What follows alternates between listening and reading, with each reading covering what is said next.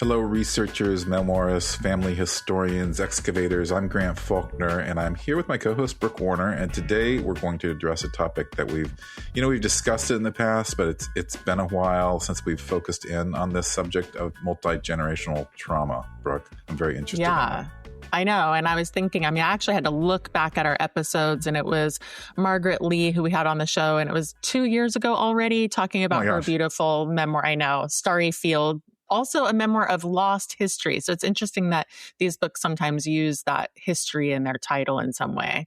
Yeah, they could be taught together in a special memoir writing class. They definitely kind of share that genre. Yeah, and that 2 years, man, I thought it was a year ago. I could have sworn maybe 6 months ago. So I'm glad we're revisiting the topic, especially with Rich Benjamin, who's the author of this very layered and ambitious memoir, Talk to Me, Lessons from a Family Forged by History. And Rich uncovers not only the multi-generational trauma of his family, but the country Haiti as well. And there's just a lot to unpack in this book. So just the shorthand of it is it's about Rich's maternal grandfather. His name is Daniel Fignole, and he was a labor leader and a populist politician in Haiti. And he was this, big champion of the poor and the working class. And he actually became president of Haiti in 1957, but only for 19 days. He was legendary for his activism on behalf of the urban poor, and he was known for these fiery orations that could, at a moment's notice, rouse people to take to the streets and show their political force. But then, this is the unfortunate part about it. It was an all too familiar story in that he was beloved by the people of Haiti, but he was loathed and feared by the Haitian elite and U.S. business interests. So he ended up being downfall right there. Yeah, exactly. And only in 19 days. And he was the victim of a coup, and it was orchestrated with the backing of the Eisenhower administration. And it gets worse because he was taken at gunpoint with his wife. He was put on a plane to New York. And their children, including Rich's mother, Danielle, who was the eldest, they were kidnapped and ultimately smuggled out of the country, but treated horribly while they were kidnapped. And the reason I was drawn to the book is because the story tells a lot about multi-generational trauma. And as I mentioned, this is a topic I've been thinking about a lot recently. There's also the term transgenerational haunting, which was coined by psychoanalysts in the wake of the Holocaust. And it describes the way in which trauma persists in the lives of survivors and their descendants. And the more I've learned about transgenerational trauma, the more I think the concept describes a lot of the ongoing pain and injustice in the world right now, including in our nation. And in this case, what the book is really about is how the catastrophe that his grandfather and grandmother experienced and mother, lives inside that family. It still lives there, I'm sure. And so he tells the story of how it moves from a grandfather to a mother to a son himself, and how it shapes the people who weren't even there when it happened. It is amazing. And I think a lot of people who hear this show today will resonate with their own families, because this intergenerational trauma and the things that we carry down, they're very profound, they're very alive. And it's also one of the interesting points of this book as memoir, like you're saying. He wasn't alive at the time. He's writing about a wound that predates him, and people struggle with that. They want to write about this intergenerational trauma, and yet, it becomes kind of a research project by definition. And so Rich was not in Haiti in 1957. He did not experience that coup or the exile firsthand. Yeah, it's very present in his life, and notably in his mother's silences, in her rage, in her distance, that she puts between them. And there's a passage from the book that reads, "The psychic inheritance of loss is that something is missing, but not what." So powerful, and so through his family's history in Haiti, he's, just trying to basically sense what is happening there, while also then trying to ultimately research and figure it out, and he discovers his aunts and uncles' substance abuse, mental illness, his mother's refugee mentality, which manifested in all kinds of ways, including screaming fits and obsessive compulsive behaviors. And I think that, there was some physical abuse as well. And so it's very forthcoming. And I think that this is where the book, might speak most directly to listeners because, so like I said, so many writers are working with this exact kind of experience of the inherited wound, and it might come, obviously from different kinds of backgrounds. But the thing that happened before you arrived that explains, how you were raised and who you become. And the question is, I think, and we're going to ask Rich about this in the interview, how do you write about something that you didn't witness? And lots of writers want to do that, Grant. Yeah, and Rich's answer is research, and that was Margaret Lee's answer largely as well. She was a trained journalist, and he's a cultural anthropologist, and he just did really serious archival research, and he actually went to Haiti, and he dug up declassified government documents, and he pieces together this story of his grandfather's 19-day presidency and the political forces that dismantled it. This was exhaustive because for 12 years he interviewed relatives for stories. And yeah, like I mentioned, he traveled to Haiti, plumbed the archive, and he actually had to pursue access to classified U.S. government documents as well. So he got in really deep. And what's remarkable is that the research doesn't pull the book away from the personal, which I think is one danger when you're doing a lot of research. It actually deepens it. And the history and the memoir, they become inseparable, of course. The history of Haiti is his family's history, essentially. And that becomes a craft lesson in itself. We talk a lot on this show about the relationship between the personal and the universal, like how memoir at its best is always doing both simultaneously. And Talk to Me does that as well as any memoir I've read recently. It's a mother-son story. It's a story about Haiti. It's a story about American foreign policy and its human cost. It's about Rich's struggle with his propensity for toxic antics, as he describes them. He was a party hard, he talks a little bit about this, but he lived a party hard lifestyle that he briefly landed him in Manhattan's central booking as well. And somehow he manages to juggle all of those things and weave them together. Yeah, it's always interesting too if you're trying to draw a direct line from, your something that happened and your behaviors, and yet we don't always know. It's interesting as well. Like there's just lots of manifestations of why people do the things that they do. But I'd love to talk a little bit more about the mother-son relationship in the book because I do think that's the emotional engine of this memoir. Richard's mother, Danielle, is a complicated figure. She was raped when she was kidnapped, but then went on to become a high-achieving professional, married to a Yale-educated economist. And then despite the family's financial security, she was anything but peaceful. She's brilliant and she's formidable. And she was also, by Rich's account, a deeply difficult person to be close to, which of course makes sense. I mean, there's a lot of trauma in this story, and the distance between them is palpable from the first pages. And what Rich is trying to understand, and what he's essentially asking throughout this entire book, is how do you know someone who has decided not to be known? How do you research someone whose survival strategy was silence and privacy and the maintenance of a certain image? And I think, again, these questions just feel so resonant. And I think they're powerful in some ways for how universal they actually are. And because so many of us are writing about people exactly like that. It could be a parent who sealed something off, a grandparent who never spoke of what they'd been through. We see this a lot, I think, because we're a country of immigrants too. People left their situations for very traumatic reasons, and then they don't want to talk about it. It's deliberately buried. They want to start over. So this stuff is pretty prevalent when you think about it. Mm-hmm. Yeah, I know a lot of World War II vets or Vietnam vets also don't like to talk about their experiences. So that silence seems like a very natural response to trauma. And I just want to revisit Margaret Lee's book for a minute here, because that was a really profound episode for me. And in Starry Field, which is the title of it, she writes about growing up in history where she'd never even heard about her grandfather, Lee Chul Hall. And the history, was lost in early 20th century Korea and then guarded by Margaret's grandmother, who Chul Hall left widowed in 1936 with two young sons. And to his surviving family, he was actually viewed as a criminal, and his granddaughter was, determined to, figure out why.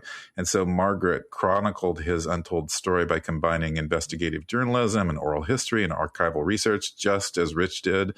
And what she found, was surprising, because Lee Chul Hall was not a source of shame. He was a student revolutionary imprisoned in 1929 for protesting the Japanese government's colonization of Korea. So they really are similar stories. And there's an ethical dimension to the recovery that I think Rich navigates really beautifully, just as Margaret did. He doesn't treat his mother's silence as merely an obstacle. He understands it as a response to trauma. And she learned silence as a child because silence was survival.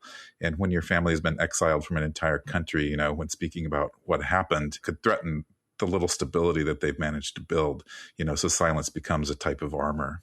Right. And then that armor passes down. The children inherit it. The grandchildren feel its shape, even if they don't understand where it came from, just like Rich says. Yeah. And I think that we need to just say, one of the themes we've discussed in the past in this podcast is this idea of silence as a form of violence. And I'm thinking of Jeannie Vanasco's memoir that was not more than a year ago, if I remember correctly, when she was on. Her book is called A Silent Treatment, and Jeannie discussed how silence can be used in all kinds of different ways. The whole idea that her mother was giving her the silent treatment and then how that impacted her, how damaging that can be. And so it is, it's something that is a self-protection, but it turns out to be a violence to the people who are experiencing it. And then people wield silence, as a weapon sometimes. And so I think Talk to Me is such a nuanced treatment of that dynamic, because Rich is never simplistic about it. He understands why his mother is silent, like you said, because of the trauma. He feels compassion for her, and yet he also can't accept it. He can't go on carrying a story that he doesn't understand about people that he loves. Yeah. And the title to me says it all. Just a simple Talk to Me, which can be interpreted in different ways. It's a plea, it's a demand, it's what a child wants from a parent who has gone somewhere unreachable. And it's also what a writer wants from the past, from the documents and the histories and the people who are no longer there to speak for themselves. We lose so much from the past that we want it to talk to us. And I think one of the things that makes this book so instructive for memoir writers is that it's not just about the content of what's hidden, the historical facts of the coup, the family's exile. It's also about the act of seeking. The book models what it looks like to refuse to accept silence and to keep asking the question, even when the answer isn't forthcoming. I think we can all learn from that. And Rich, of course, he's got these very unique set of tools for that inquiry. He's a cultural anthropologist. He's trained to observe social patterns and to read institutions and to understand how history shapes human behavior. And, that training, his training is very visible in this book, in the, kind of the texture of the research and the way he contextualizes his family's story within the larger story of Haiti and its relationship with the United States.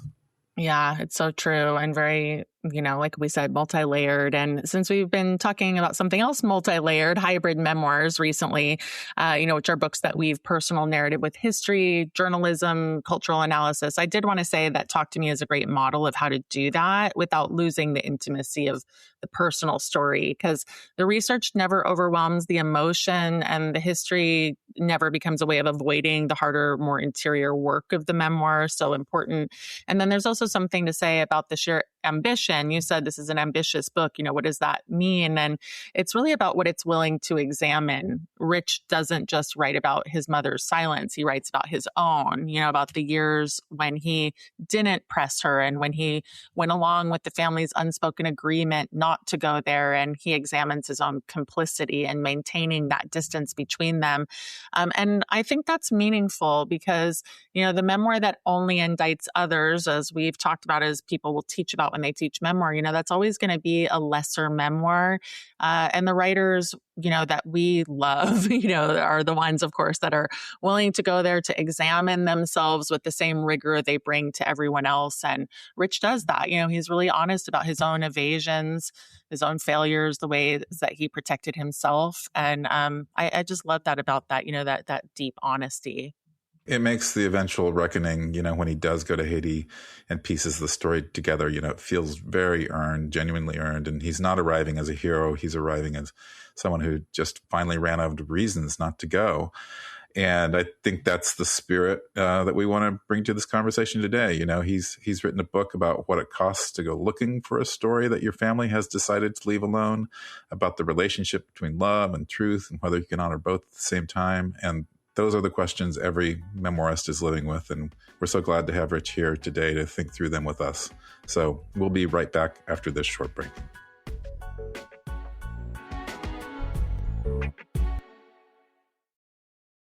Welcome back, everybody. I am very excited to introduce Rich Benjamin, who is an award-winning writer, cultural critic, and memoirist whose work investigates political, social, and economic power through deeply researched storytelling.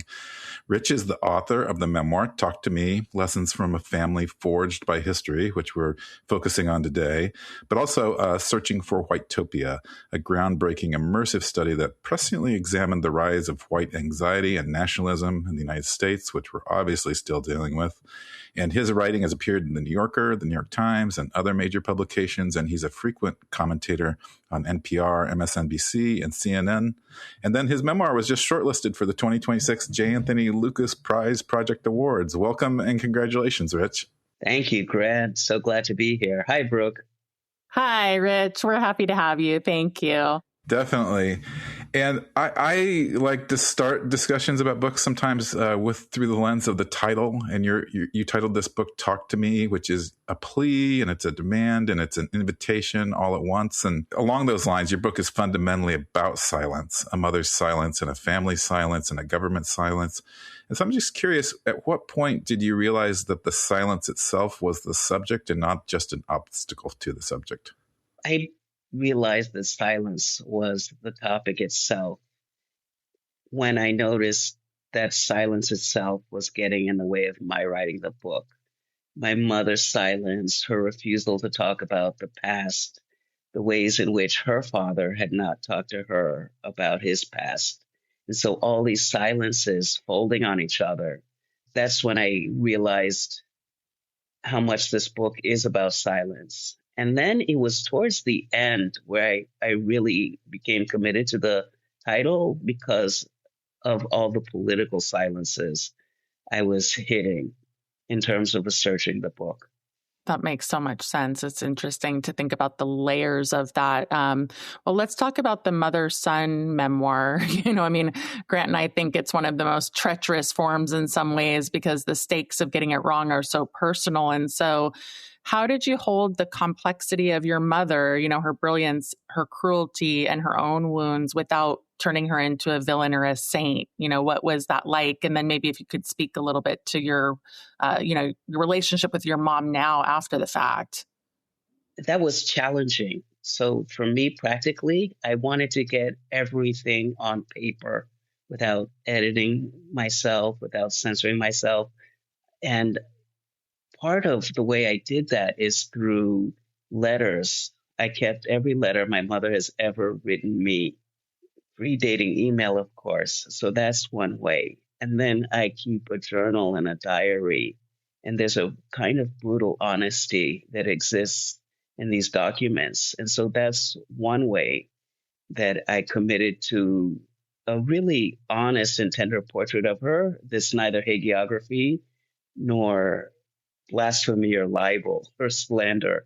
So it's the method, but it's also getting everything down on paper before editing it or fussing with it in any way. Rich, I'm just going to ask a follow-up question to that because, I feel like your relationship with your mother and your mother's experiences, really, that's the center of the book. So much comes from that.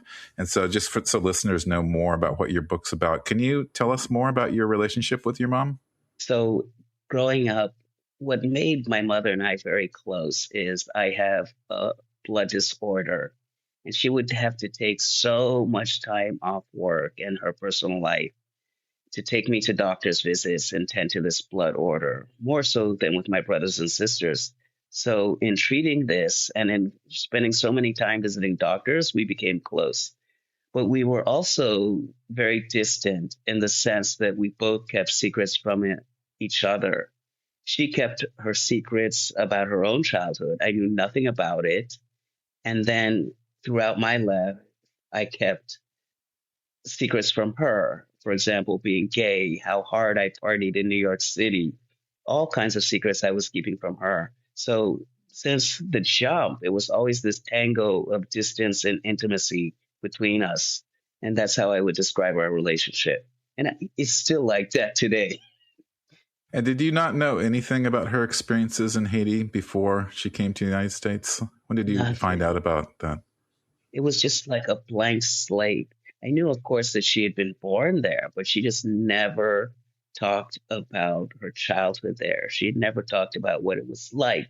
She never talked about her schooling. She never talked about the fact that she'd come from an important political family. Nothing. I can't even imagine what it would have felt like to uncover her story and realize that she'd been kidnapped and raped at such a young age. How did you find that out? So, yes, that was horrifying. There was a point, Grant, in my personal life where I knew something was awry. There was a point at which I knew her demeanor, her behavior, her aloofness, but also her kindness was coming from this childhood that I knew nothing about. And so my being a scholar, finally, I just said to myself, where I'm hitting this wall of silence from her, I'm going to just go look for her father in the archive. So I went to the National Security Archive because he was a political figure to see what I could find. And I thought maybe I'd find a speech of his, maybe I'd find a memorabilia random of his. But instead, I found basically 300 pages of CIA memos, which had been surveying him as a socialist leader in Haiti, dating from 1946. Wow. I want to follow that thread just a little bit because you're a cultural anthropologist and a scholar and obviously a researcher, essentially by vocation. And I'm just curious about that. I mean, uncovering that treasure trove is the wrong word, but just this rich material that informs you about who you are and really who the world is, right? Who the American government is, who Haiti is. How did you balance that research with what obviously must have been, an emotional experience at the same time? I do agree with your initial word, treasure trove, because the scholar in me saw it as a treasure trove. Because when one hits a vein of information that one does not know exists, I'm speaking as a scholar, it's just thrilling. It's thrilling because that's why I do what I do. I want to tell stories that haven't been told. So it's a dissonance, it's a complexity that the scholar in me loved finding these documents. But the person in me was just horrified by what I discovered and then trepidatious of where it would lead me from a personal angle. That makes so much sense. Geez. You're writing about wounds that were inflicted before you were born, including a coup, an exile, a family broken apart by history. And so how do you write about trauma that you didn't personally experience but shaped everything about your life? Yes. In a perverse way, it's quote unquote easier to write about that trauma because I'm writing about it third hand and I have a higher level of documentation. Whereas the trauma that is me and all my messiness and the way I became such a messy adult initially, that trauma was more difficult for me to write about. And this is why I admire all your guests and your listeners, because they are really skilled memoirists who built that skill of writing about these things. But I'm coming from the reverse. It's quote unquote, easier for me to write about other people's difficulties, political difficulties, analytical difficulties. And then my challenge is writing about my own. Yeah. And so what did the process of doing this and doing the writing teach you about this kind of inherited wound? I mean, we do hear about it, these sort of intergenerational traumas, which is really what you're writing about. And some people are privy to the things that happen and many people aren't. And so I'm just curious, now being on the other side of it, do you see things differently? I see things differently. And so it's an emotional challenge, like you're hinting at, but it's also a craft challenge of writing personal narrative in a way that's not sentimental, in a way that doesn't feel like you're whining or that you're a victim, in a way that's accurate and authentic. For me, that was also a craft challenge. One thing I really admire about your memoir is just the layers and very different layers of the story and how you weave them together and stitch them together. And one of those layers, is Haiti itself and Haiti's history. And I feel like the vast majority of Americans, or very few Americans, really know Haiti's story. And they're definitely not attuned to this notion of multi-generational trauma and how that carries over both personally, but also in a country as well. And so just thinking about Haiti and its history and how colonialism has stunted its growth, it's been an independent nation for over 200 years as well. And you have an interesting perspective because you have a history there, but you also have a history in, the mainland America. So I was wondering if you could speak to Haiti and what you realized about it in the writing of this. Fascinating. Haiti's history is fascinating because growing up, like many Americans, if you say the word colony, you think of England and India. You think of France and West Africa. But here in the US, we had colonies in the same way that the old European powers did. We sent gunboats, we sent our military to occupy a country, to take over its financial resources, its natural resources, its coffee, its fruit, its sugar. And it was very direct in the sense that they literally carted off crates of gold and crates of money and brought it back from Port-au-Prince to New York City. And we had soldiers, and our military was segregated at the time. So every soldier which was part of this occupation would have been white. And that's the context of my grandfather. And that's something I'd never thought about it. What would it mean to have your grandfather grow up under an occupation of a foreign power that speaks a different language, that is a different race, and that is really forcefully and violently extracting so much from your country? It's something I never thought about as a child. Rich, it just occurred to me that we really haven't touched on your grandfather, who is the beginning of this. So could you tell our listeners a little bit more about him and how you knew him growing up? So I never met the man. And so that's part of the plea of talk to me. I wondered, Gran and Brooke, if you imagine one of your relatives who's been deceased and you never had a conversation, what would you say? And so I'd never met my grandfather. I'd never had a conversation with him. So he's major of this talk to me. And the thumbnail sketch of his life is he was born in Haiti in 1913. It was beginning the height of the U.S. occupation. And he was dirt poor. He was so poor that some of his siblings didn't survive childhood because of malnutrition and disease. And so here he is, this poor scrapper, and he marries my grandmother, who was not poor. She came from the coffee planting native Haitian class. And then he just began this career as a socialist leader. Because he identified with working people and poor people, I think that really inspired his career as a socialist, where she was just this genteel, lovely, kind person. Her I knew. Her I've met.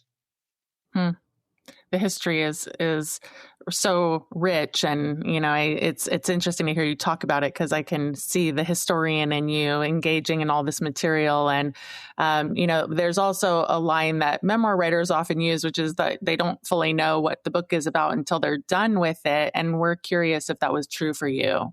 Yes. So much discovery along the way. And I didn't know what this book was. And I didn't come up with the title until I was maybe 90% complete. Rich, I wanted to go back to your mother in closing. Is there one question now that you wish you could ask her? Or even like one question that maybe even drove this book or it sparked this book? I'm just assuming it's your relationship with your mother that sparked the book, but I don't know that. Yes. Gosh, I've never been asked. What a phenomenal question. I think the one question I would ask her is, why did she not heal what was so deeply bothering her? Why did she suppress what would come to haunt and govern her life? Because in suppressing it, I think she thought she was ridding herself of it. She was having a fresh start in America. Now that I think about it, I'm curious why she took that approach. Why she was so invested in silence. That's what I would ask her. It's interesting because we had Margaret Lee on, who wrote a very similar story to yours. She had to go and do a lot of research to tell it. And it seems like a lot of people who go through extreme trauma, they do choose silence, and I don't know a lot about it from the psychological point of view, but it is a fascinating thing to grow up with that. And it's also interesting that it's cultural and, like sometimes specific to an era, that you grow up in. It's like, I think if you think about right now in the United States, people coming up now, it's so much more not about silence, but if you are coming up in oppression. And so it's curious, Rich, with your background as a cultural excavator. I mean, that was the final question, but I have one more question, which is, in doing this writing, what was something that you learned about Haiti that you didn't know before starting the book? I didn't know how resilient Haiti is before writing the book. I think very much this is a book about resilience, and resilience in many forms. The political resilience coming after slavery, and then the natural disaster resilience. They just couldn't catch a break. And many Americans like myself didn't realize that even in the 1954s, Haiti was on the cusp of really triumphing economically and politically, but Hurricane Hazel came and wiped out many years' worth of crops. And then in our times, in 2010, you have this massive earthquake that killed on the order of 300,000 people and left 30% of the civil service dead and razed 80% of the capital. So forget about the politics for a second. You look at the natural disaster, and I didn't know the extent how resilience defines this country. Powerful. Thank you so Rich. Much for being with us, Rich. This was powerful. I learned a lot in different ways. Thank you. Thank you for having me. Yeah, and continued success, and congratulations on the awards, and may many more people find it. Yeah, and thank you for this podcast. We'll be right back with today's book trend.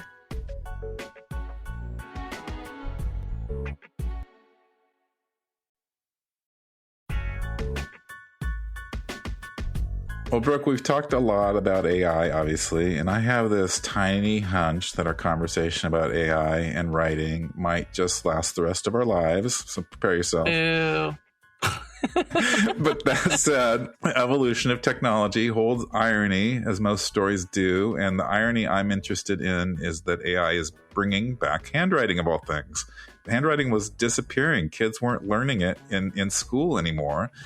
But as AI-generated text becomes more prevalent and more recognizable in that weird way that is kind of smooth and uniform, handwriting is emerging as one of the clearest signals of human authenticity. And the Blue Book, which I bet most of us remember from our days in college, it's returned to the classrooms, and students increasingly have to turn in handwritten work so that the teachers know they wrote it. I've been a teacher. I've struggled to read student handwriting. It can be really horrible sometimes, really, really a challenge. So there's part of me that laments this, but since you and I grew up in the age of handwriting, I think there are clear creative benefits to handwriting. So I'm also happy about this. Yeah, I agree. It's something to be happy about. It's actually scientifically proven that handwriting enhances creativity because of the heart-hand, heart-mind connection. And I always think there's something so nice about receiving a handwritten note. I also am really grateful that we finally have a positive AI story to share. So thank you for finding this and suggesting we talk about this today. And I like seeing imperfections of handwriting. There's something idiosyncratic, of course, about how people write and the letters that they form. And it's this genuine marker of human presence on the page. And so I love this trend. And there's also a broader cultural pattern here. I've heard that Gen Z and millennials are indulging in all kinds of return to the analog. You're hearing it's kind of like a thing, actually, as a resistance to digital uniformity. And so they're buying vinyl records and they're using real old cameras with film and, buying physical books and doing handwritten letters. And so this is like a renewed interest that is a resistance. But I think that, we're going to see see more of it. And handwriting fits into this counter movement. So, let's bring it on. Yeah, I was just talking to somebody last night about how for kids these days, vinyl is exotic. You can touch it, hold it, collect it. And I just love that we can feel rebellious about, handwriting and such things like vinyl records, and that they're actually part of the resistance. It's an interesting way to view them. But handwriting, just to go back to the kind of creative benefits of it, I've read a lot about this, and handwriting actually engages the brain differently than typing. Like when you type, the mechanical uniformity of the keyboard, it creates a kind of distance between thought and expression. The letters are all the same size, the same shape, and equally easy to produce. But when you write by hand, just that physical effort of forming each letter, it slows you down, obviously. And that slowing down makes you think more deliberately. And so there is neuroscience research that suggests that handwriting, activates more areas of the brain simultaneously. That includes areas associated with memory, language, and motor learning, and it does that more than typing does. So the hand and the mind are in genuine conversation. Yeah, and I think all writers need to pick up the pen more. There's also evidence that we retain and process information more deeply when we write by hand. I mean, when we were at the San Francisco Writers Conference, one of the panels, someone was just talking about being stuck, and one of the panelists said, morning pages, which are meant to be written by hand. And so that act of forming letters does seem to encode the content more firmly. And for memoir writers, this is a practical thing too. Like to handwrite your memories rather than to type them can help you recover more of them, just because you're engaging, like you said, with that sensory detail, that texture, and what was actually there. So for stuckness too, we're going to recommend handwriting. Yeah, and I feel that handwriting, it just gives me better focus on my story as well. Typing, when I type, I enter that same environment as email and social media and every other distraction. And handwriting pulls me out of that environment, entirely. A notebook has no notifications, at least the notebooks I have. And there's just something about that physical act, the pen and the paper and that, that quality of attention that it requires. And that just creates a kind of presence and environment that screens, actively work against. And I think that this is definitely important for memoir writers, who are trying to return to the past. And I've heard of many writers who use a hybrid approach, and I do too sometimes. When you mention the person who gets stuck, that's my first go-to response, is to start writing by hand. And so some people I've known, they'll handwrite the first draft, or they'll handwrite difficult passages and then type it up for revision and structure. So, I think handwriting is where you can go to find the story, and then the screen is where you kind of shape it. Yeah, it's interesting. I mean, the only thing I'll say about handwriting for me is like I get tired. and that's interesting too, because it's like lack of muscle, like I don't remember having a tired hand when I was a kid. So it's something about, we're training our muscles to type. And so we need to also like exercise our handwriting muscles, I think. Let's start a handwriting boot camp session in Memoir Nation, because I feel the same way. I lost the muscles. They're all flabby. Yeah, I know. It's crazy. It's crazy. Like I'll write for like 5 minutes and I'm like, I can't, not even 5 minutes. I mean, 30 seconds. Me too. Yeah. So, oh gosh, everybody. Well, with these weak hands, I'm going to say, let's try to do a prompt this week. And so Grant and I are offering this up. We're going to put it out on our social media as well. Take a scene that you've been avoiding and write it by hand in a notebook without stopping to edit, and see what happens, and see if something specifically that hasn't arrived before comes up. Again, we're plugging our social media because we're putting lots of great stuff out there, and we're grabbing a lot of things from these episodes. And so again, you'll find this prompt in our socials this week, Memoir Nation on Instagram and Facebook and LinkedIn. And scarily, we're going to enter into the fray into TikTok here pretty soon. So I know. We're going to go there, though. We are going to do it. We're going to bravely enter new digital realms with our notebooks, right? Oh, my Lord. Yeah, what are we doing? But anyway, we do hope that this podcast helps you find something new. And you know what? Even if that new thing is TikTok, because we're trying to embrace the new generation. And, we know that's where the kids hang out. But in the meantime, go to memoirnation.com, sign up for our community, because we keep adding events. There's lots of free stuff. We're also asking you to tell a friend about Memoir Nation, and we want to continue this memoir writing conversation beyond this podcast, and so that's what we're doing with the community. So we'll see you there, and we'll see you here in your feed next week.